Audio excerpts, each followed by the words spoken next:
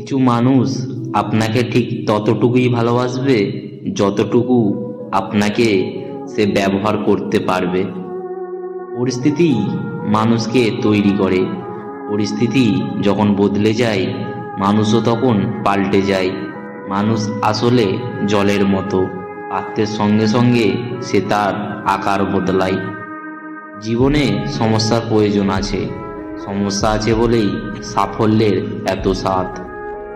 যদি তুমি তোমার কাজকে স্যালুট করো, দেখো তোমায় আর কাউকে স্যালুট করতে হবে না। কিন্তু তুমি যদি তোমার কাজকে অসম্মান করো, অমর্যাদা করো, ফাঁকি দাও, তাহলে তোমায় সবাইকে স্যালুট করতে হবে। 3 ধরনের মানুষের থেকে দূরত্ব বজায় রাখুন। 1, যে বেশি বোঝে।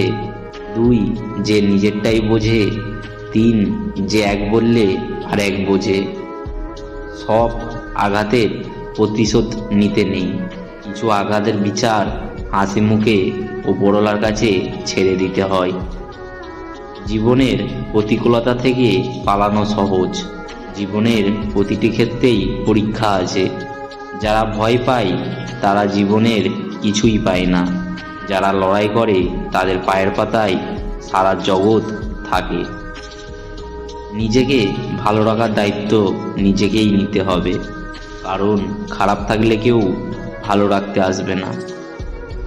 যাদের নিজের কোনো যোগ্যতা থাকে না, তারাই অন্যদের নিয়ে বেশি সমালোচনা করে। শুরু করার জন্য আপনাকে দুর্দান্ত হতে হবে না, তবে আপনাকে শুরু করতে হবে দুর্দান্তভাবে।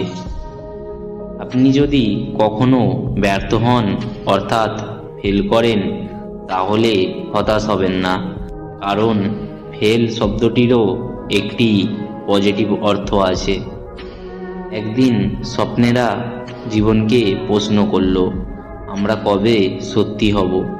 জীবন হাসলো এবং বলল, কখনো না, কারণ তোমরা যেদিন সত্যি হবে সেদিন আমি মূল্যহীন হয়ে পড়ব।